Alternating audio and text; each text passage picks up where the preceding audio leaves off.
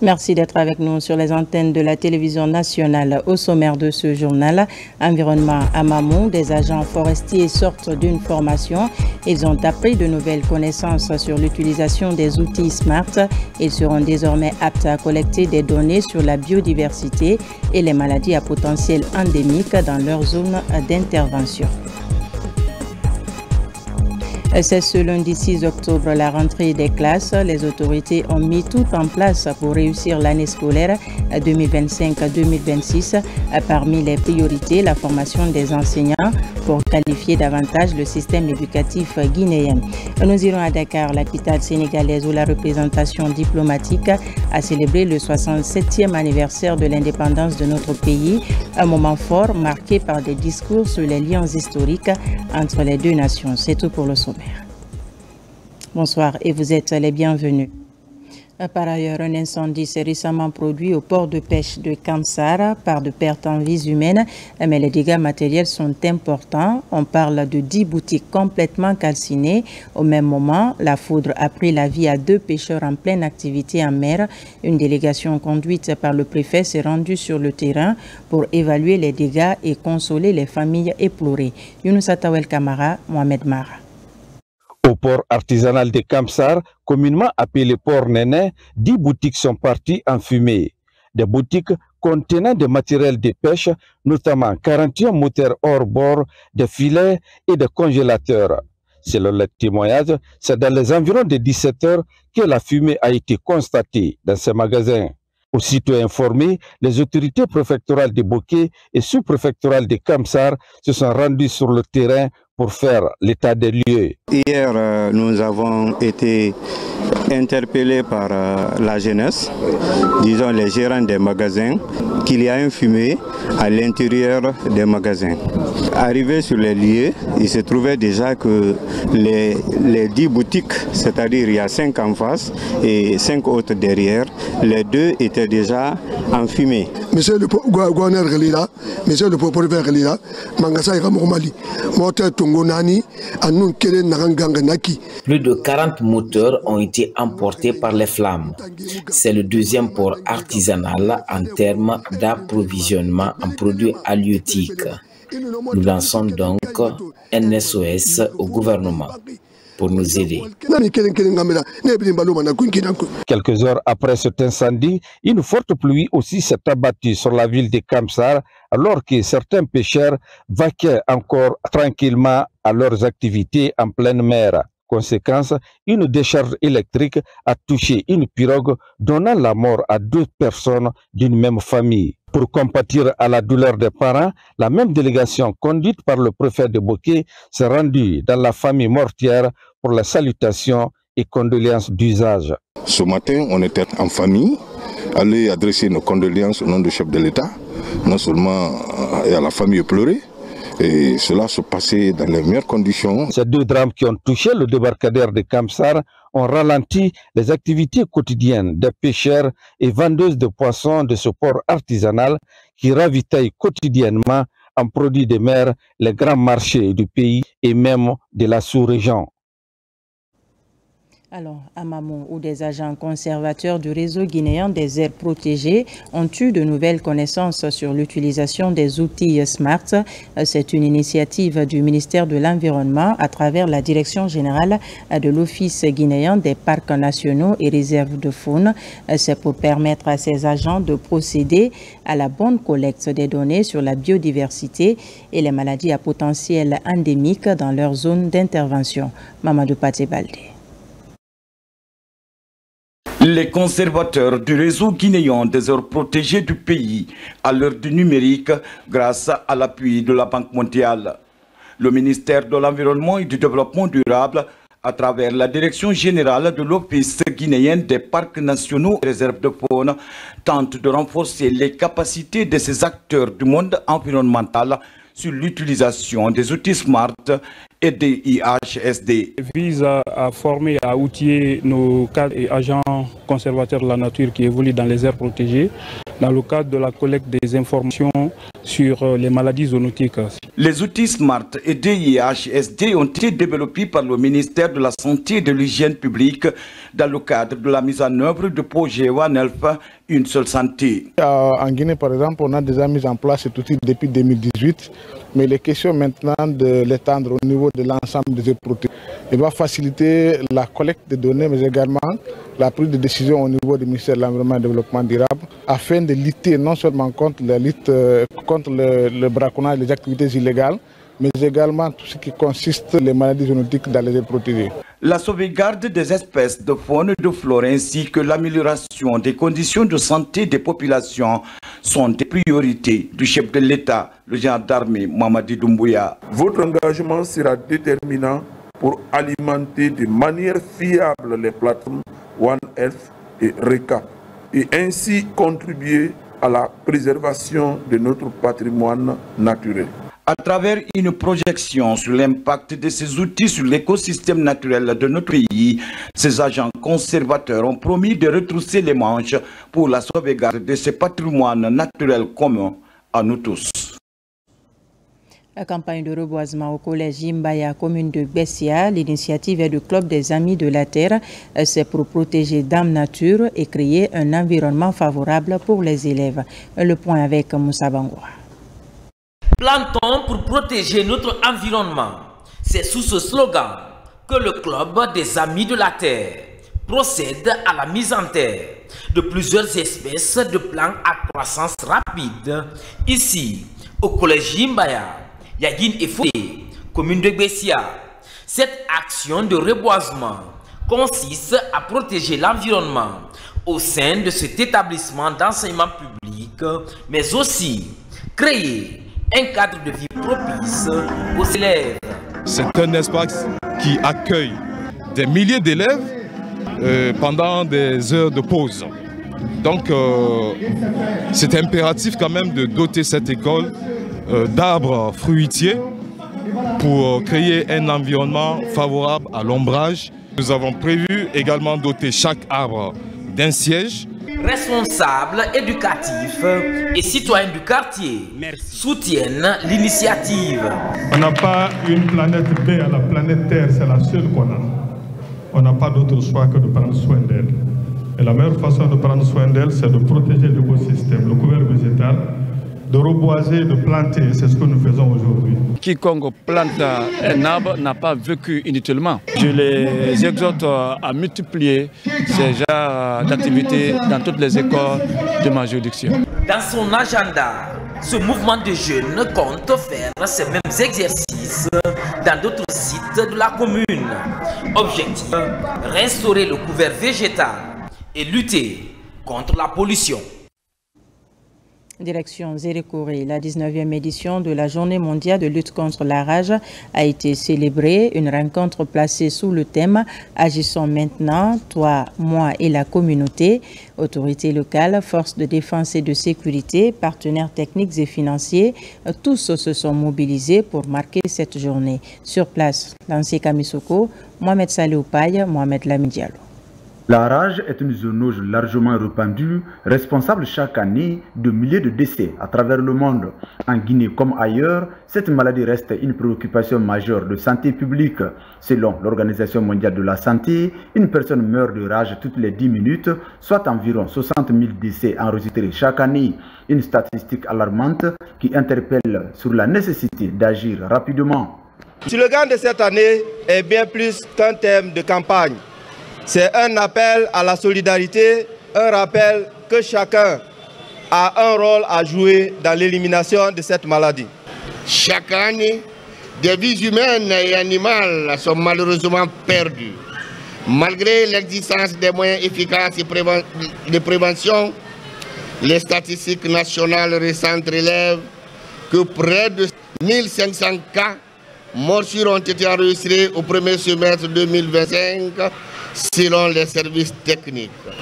À travers cette journée de sensibilisation, les acteurs de la santé et leurs partenaires entendent informer et éduquer les populations sur les dangers liés à la rage, mais aussi promouvoir la vaccination des chiens et autres animaux domestiques, principaux vecteurs de la maladie. Chaque année, malgré les progrès réalisés dans la lutte contre la rage, elle continue de causer plus de 59 000 décès, principalement en Afrique et en Asie, mais aussi dans d'autres régions du monde, y compris notre pays, la Guinée.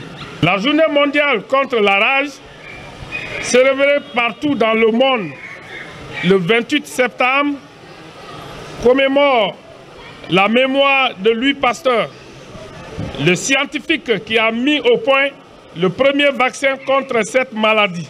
La célébration de cette 19e édition vise donc à renforcer l'engagement collectif face à ce fléau. C'est officiel, ce lundi 6 octobre, les cours reprennent sur toute l'étendue du territoire national. À cette occasion, le ministre de l'Enseignement préuniversitaire invite élèves et encadreurs au travail et à la rigueur pour une rentrée scolaire réussie. Jean-Paul Sédi rassure les parents d'élèves et salue le corps enseignant et les partenaires sociaux de l'éducation. Je vous propose de le suivre au micro de notre reporter Abdulaziz Baldé. Chers élèves, enseignants, parents, partenaires et acteurs engagés du système éducatif de Guinée. C'est avec une immense fierté et un enthousiasme profond que je m'adresse à vous au lendemain de notre fête nationale et à la veille de la rentrée scolaire 2025-2026. Une année placée sous le signe de la fierté et de la responsabilité, selon les propres mots du président de la République le 1er octobre, à l'occasion de son adresse à la nation. Fierté car nous mesurons le travail accompli dans notre système éducatif par tous les acteurs. Cette année, ce sont plus de 560 000 nouveaux élèves que nous attendons dans nos concessions scolaires. J'en profite aussi pour remercier très chaleureusement nos partenaires techniques et financiers pour leur accompagnement en ce moment crucial d'une année scolaire.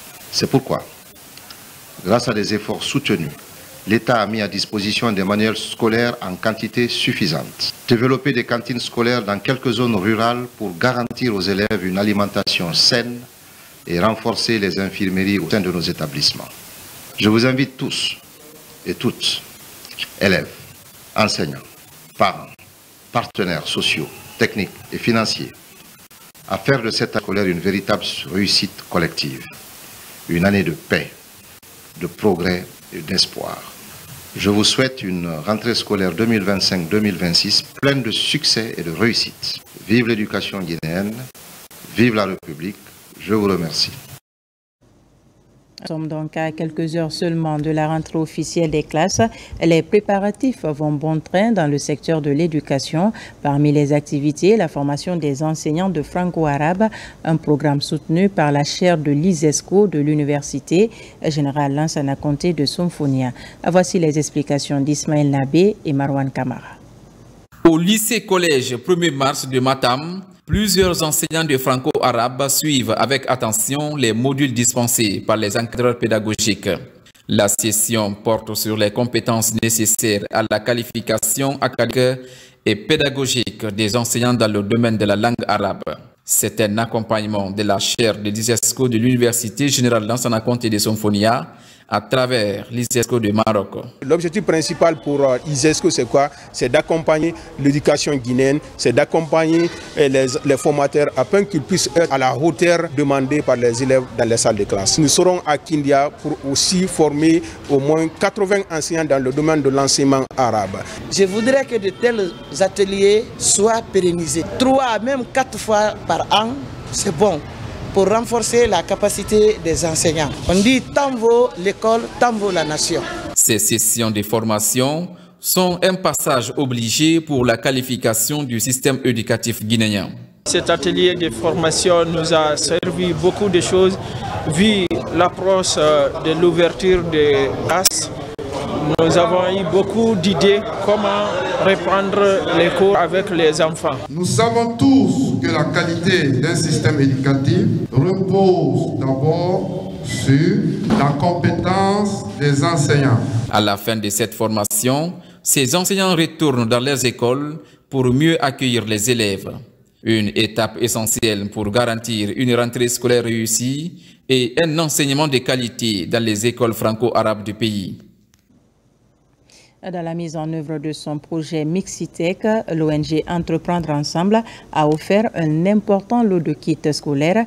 400 élèves sont bénéficiaires et les équipes d'encadrement des établissements Djibril Tamsir Niane de Kipé. Le geste vise à aider les parents à réussir la rentrée scolaire de leurs enfants. Saint-Martin Fancinadouno, Kandesila. À la veille de la rentrée scolaire de l'année académique 2025-2026, l'ONG Entreprendre Ensemble a procédé à une distribution de fournitures scolaires aux élèves de plusieurs établissements ciblés dans le but d'encourager le déploiement national de son programme Mixitech, sciences, techniques, ingénierie, arts, mathématiques et physique. L'objectif, c'est pour permettre aux élèves d'avoir des outils nécessaires pour faciliter leur rentrée scolaire. Comme vous le savez, c'est un programme qu'on a commencé depuis l'année dernière, où on a distribué 200 fournitures scolaires à 200 élèves du lycée Djibril Tamsir Niane de Kipé. Et vu l'engouement, les retours que nous avons eus, ça nous a réconfortés. Recevoir un sac le matin là m'a fait très plaisir. Je suis très contente parce que c'est la deuxième fois que je reçois un cadeau de la part de l'ONG Entreprendre Ensemble. Au-delà de l'aide matérielle, le geste vise à réduire les inégalités d'accès aux outils pédagogiques, stimuler l'intérêt pour les disciplines scientifiques et techniques et encourager l'engagement des familles et des enseignants autour d'un programme d'éducation innovant. C'est bien la promotion des STEM. Ce n'est pas pour la première fois. L'année dernière, ils m'ont surpris avec beaucoup de cadeaux au lycée Djibril Tamsir Niane. Ils reviennent encore, cette fois-ci, ils ont élargi. Nous leur disons merci. Ce sont des bons samaritains.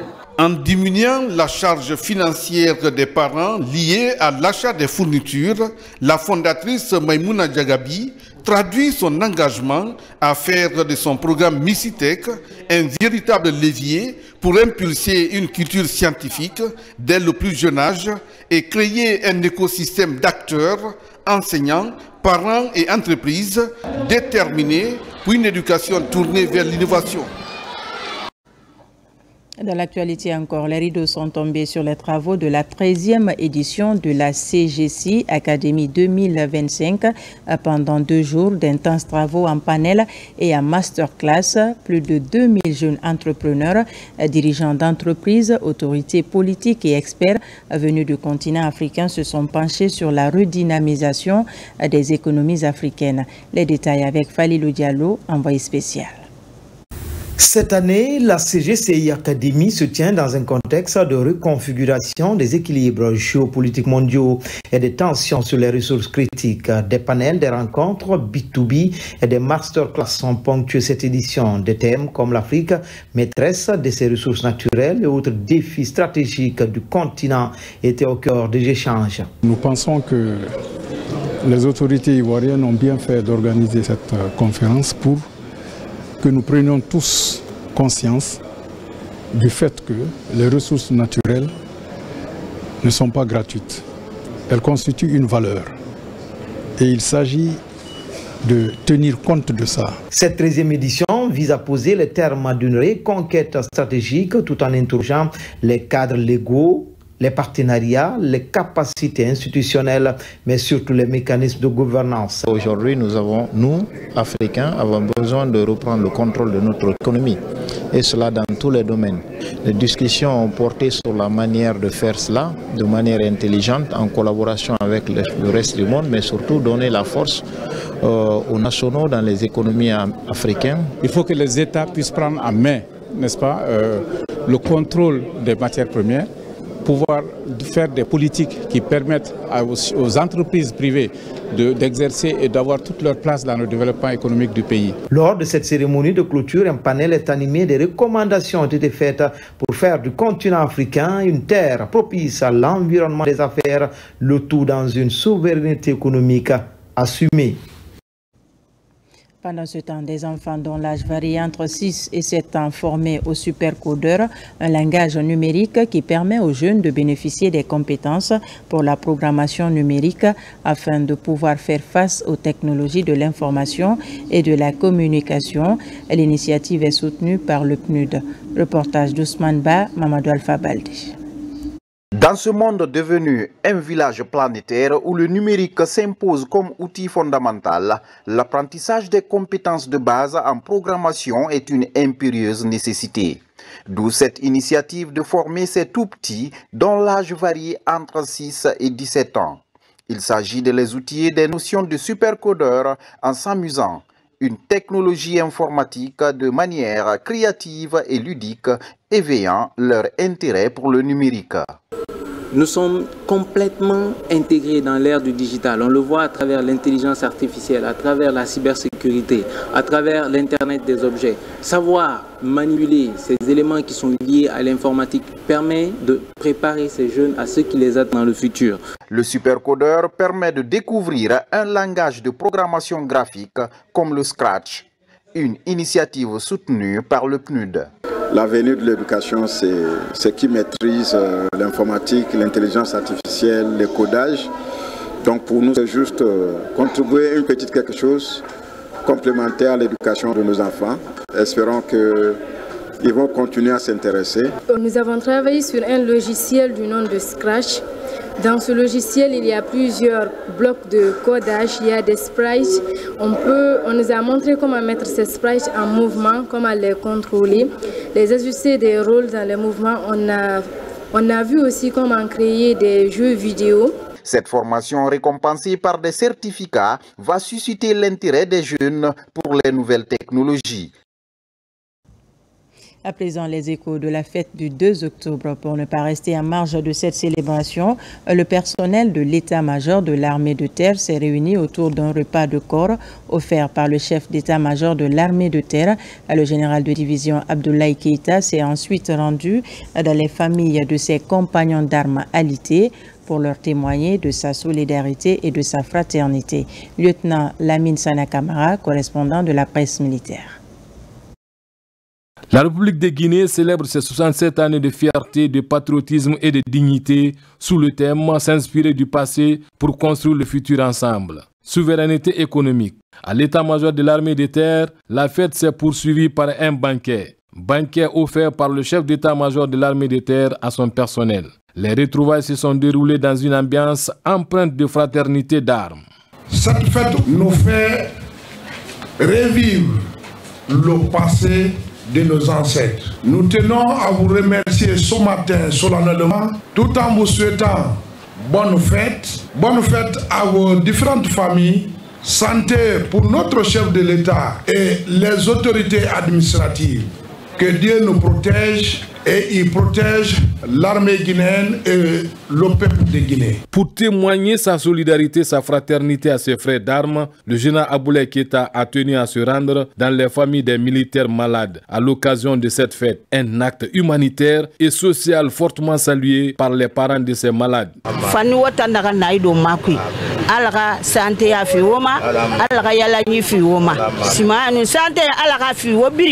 La volonté des autorités militaires sous le leadership du général d'armée Mamadi Doumbouya a créé et amélioré les conditions de vie et de travail de la troupe se matérialise à travers les actes posés sur le terrain.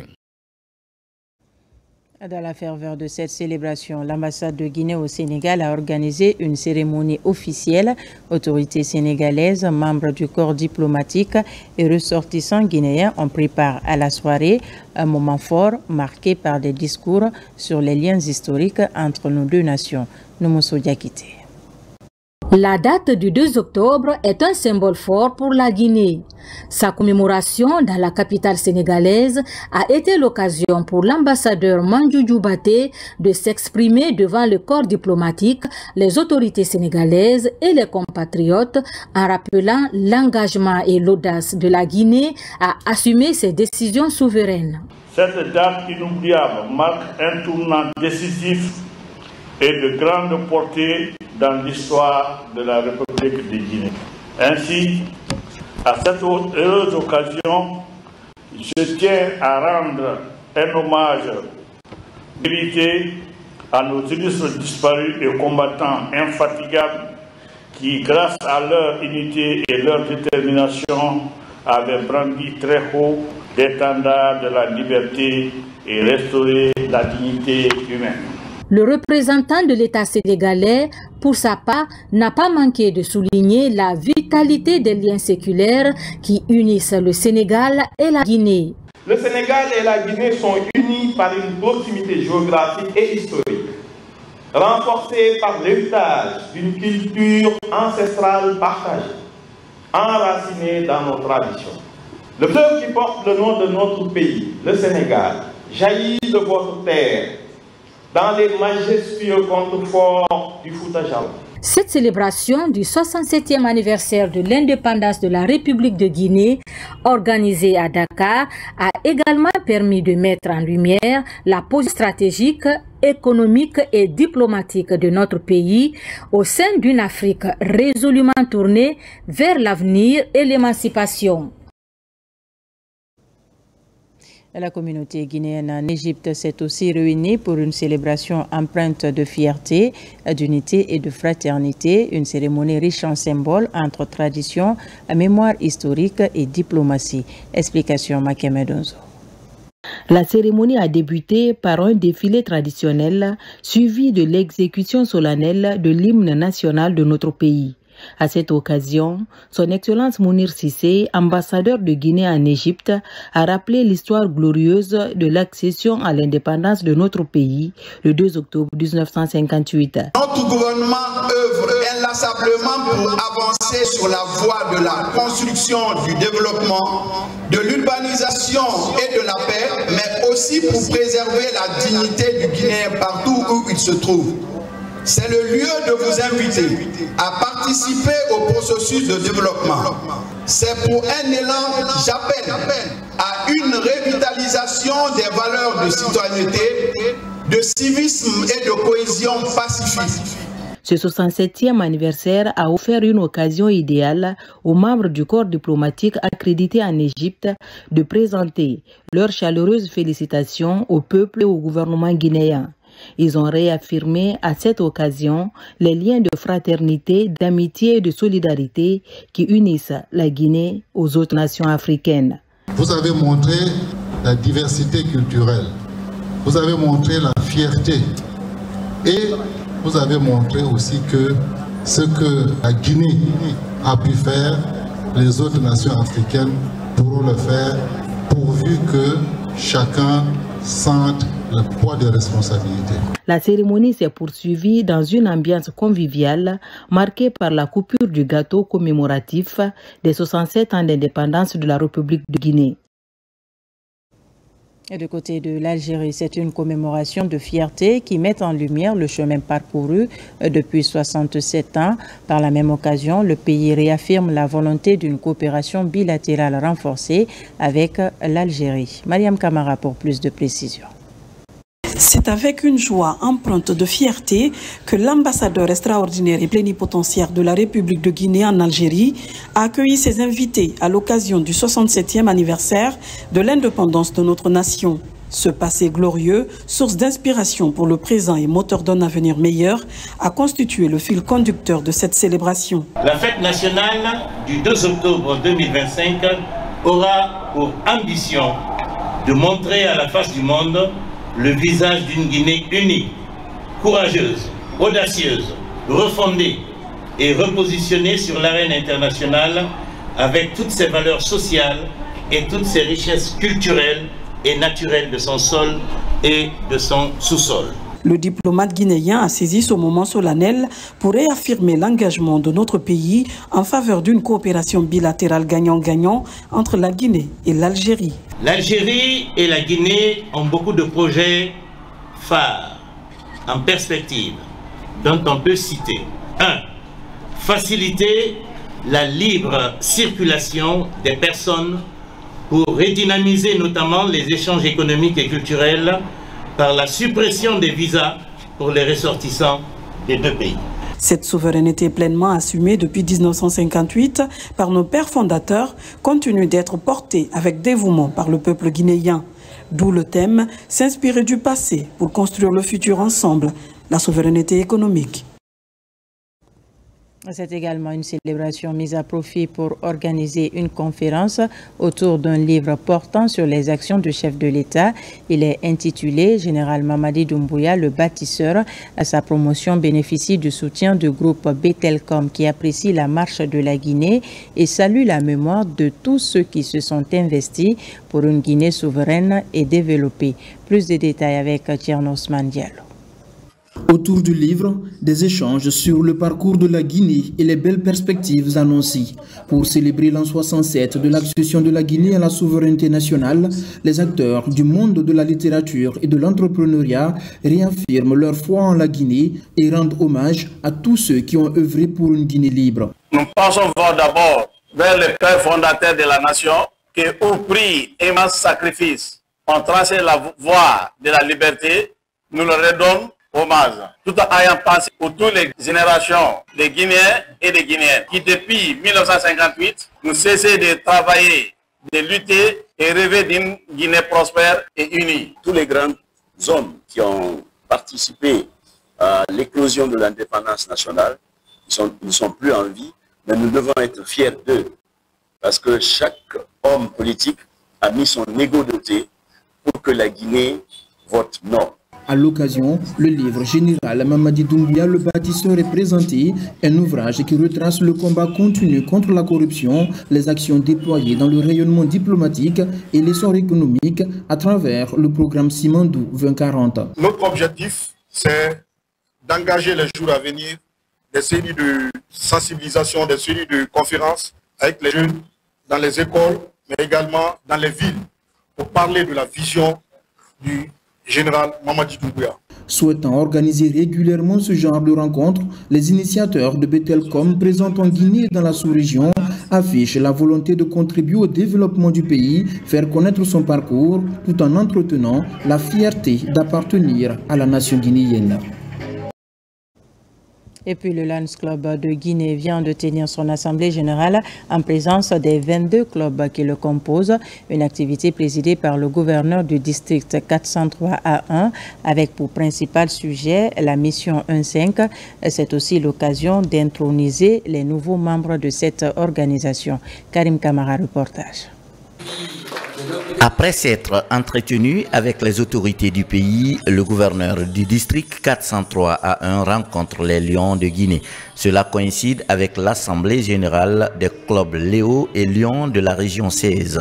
Entre autres questions débattues, la mission 1.5, la vie du district 403A1 ou encore le challenge pour la Guinée. Nous avons profité de cette occasion. Comme nous le savons, Lions de Guinée, notre mission principale, c'est d'atteindre 1 500 000 membres d'ici 2027. L'occasion est aussi mise à profit pour accueillir de nouveaux membres au sein du Lions Club de Guinée. Ils sont intronisés et reçoivent leur certificat d'affiliation notifiant leur appartenance à la grande famille Lion. Je pense que l'objectif, c'est d'abord de venir en aide aux plus démunis, de faire plus d'impact au niveau de la société et de l'environnement. Donc nous sommes très contents aujourd'hui de faire partie des Lions Club. Le gouverneur Hassan Baragé rappelle aux nouveaux adhérents que l'affiliation au Lions Club est un privilège car celui-ci, dit-il, est l'organisation caritative la plus importante et la plus active au monde. Je suis là pour rendre visite au club de la région 16 qui constitue la Guinée. Également rendre visite à nos autorités. Nous leur rendons un grand hommage parce qu'ils nous facilitent l'exercice de nos activités ici en terre guinéenne, terre d'hospitalité. D'ores et déjà, ces nouveaux membres sont invités par certains clubs. À l'issue de cette assemblée générale, des contrats d'objectifs sont signés avec les 22 clubs. Le Rotaract Club Conakry-Camayen entre bilan et perspective pour marquer la fin de son mandat écoulé et définir celui de 2025-2026. Le Rotaract Club Conakry-Camayen a présenté ses réalisations à Conakry, une grande cérémonie à laquelle étaient conviés plusieurs personnalités de la capitale. Nabi Kamara nous signe ce reportage. C'est devant plusieurs personnalités du club Rotary que David Junior Traoré, délégué représentant Rotarac du district 91, a cédé sa place au président du Rotarac Club de Conakry-Camayen. Cette rentrée solennelle est une occasion pour le président entrant d'exposer son plan d'action au cours de son mandat. Nous aurons pour action ou activité prévue la rescolarisation des jeunes enfants dans la préfecture de Bofa. Nous avons prévu de rescolariser 10 enfants, dont 8 filles. La réhabilitation de l'école franco-arabe de Matam. Ce moment est aussi une occasion pour le gouvernorat du club Rotary, des partenaires techniques et financiers de Rotarac Club Conakry-Camayen, de réitérer leur soutien à ce club uniquement composé de jeunes. Les Rotariens sont les parrains des Rotaractiens. C'est notre force, notre dynamisme réside dans les clubs Rotaract. Comme le dit le Rotary en action, nous sommes le premier partenaire du PEV, le programme élargi de vaccination. C'est un témoignage d'engagement rotarien par rapport à tout ce que nous faisons pour la collectivité, à tout ce que nous faisons pour la société. Parce que le Rotary incarne un certain nombre de valeurs, l'amitié, le service, le leadership, l'intégrité. La rentrée solennelle du Rotarac Club Conakry-Camayen a été sanctionnée par la remise des satisfecits aux différents partenaires qui ont accompagné le club durant le précédent mandat allant de juillet 2024 à juillet 2025. Et pour terminer, en Espagne, des artistes guinéens ont offert au public une prestation inédite à l'Opéra de Barcelone. C'était en marge des travaux de la 2e édition du sommet mondial sur la culture. Au rythme des instruments traditionnels, l'artiste Sekouba Bambino Diabaté a plaidé pour un monde juste et en paix. Mohamed Souma, Amadou Touré. En marge des travaux du sommet de mondial culte, la star de la musique guinéenne Sekouba Bambino Diabaté, invité prestige, a livré une prestation inédite ici à l'Opéra de Barcelone pour davantage marquer la place de la culture guinéenne au rang des grandes nations du monde, une fierté du rouge jaune vert. Sekouba Bambino Diabaté fait sûrement partie de l'un de nos plus brillants brandings à l'étranger. Il l'a démontré aujourd'hui à l'Opéra de Barcelone, au sommet donc du monde, en portant les valeurs artistiques et culturelles de la République de Guinée. À l'UNESCO, et donc je pense que cette voix en tout cas va porter et va permettre au monde entier en général de retrouver la paix et en particulier notre pays, la Guinée. Au rythme de la kora, du bolon et du guimbé, la Guinée a émerveillé le public du sommet mondial de la culture à travers cette prestation légendaire du griot et ambassadeur Sekouba Bambino Diabaté qui plaide pour un monde juste et en paix. Si on parle de la Guinée et du Mali aujourd'hui, pour ce grand rendez-vous, je crois que c'est une bonne chose pour l'Afrique. En tout cas, c'est une bonne chose, on est là pour la paix. Et il faut qu'on se donne la paix, il faut qu'il y ait la paix dans le monde entier. Que la culture, c'est la solution pour la paix dans ce monde-là. Nous sommes là encore une fois pour que Conakry devienne ville créative de l'UNESCO et je pense que Bambino pourra bel et bien représenter cette ville de Conakry avec un beau livre qu'on va faire sur son parcours. Les voix des griots guinéens, autrefois vecteurs de paix et de résolution à travers le monde, comme celle de l'icône Elhadji Sori Kandja Kouyaté, sont imitées par la nouvelle génération, portée par les têtes d'affiche comme Sekouba Bambino Diabaté, ici à l'Opéra de Barcelone. Voilà qui m'a fait à ce journal. Merci de nous avoir reçus chez vous. L'actualité se poursuit sur notre site, le www.rtgguinée.info. Je vous dis à très vite pour d'autres informations de la Guinée, notre paradis, terre de richesse et d'innovation.